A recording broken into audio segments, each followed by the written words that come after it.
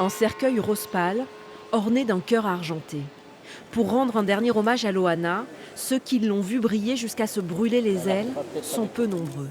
Il y a les anciens du Loft, la productrice Alexia Laroche-Joubert, Benjamin Castaldi et Stevie Boulet.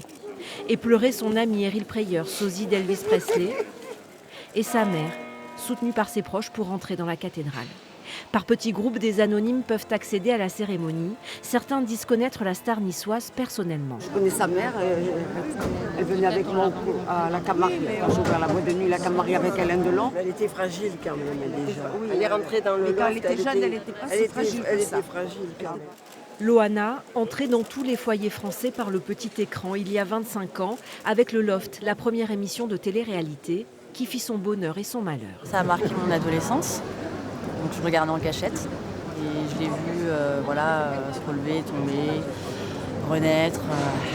Pour ceux qui ne peuvent pas accéder à la cérémonie, il y a ces quelques feuilles pour écrire un dernier message.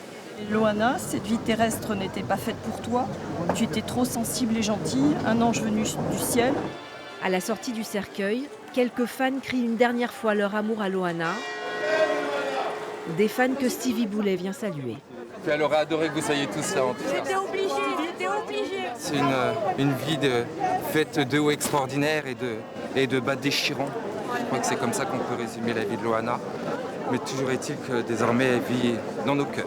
Voilà. Dernier moment de recueillement devant le cercueil. Dernière condoléance du maire de Nice, Éric Ciotti. Derniers applaudissements. Dans quelques instants, la place sera vide, les caméras éteintes. Le spectacle d'une vie brisée, terminé.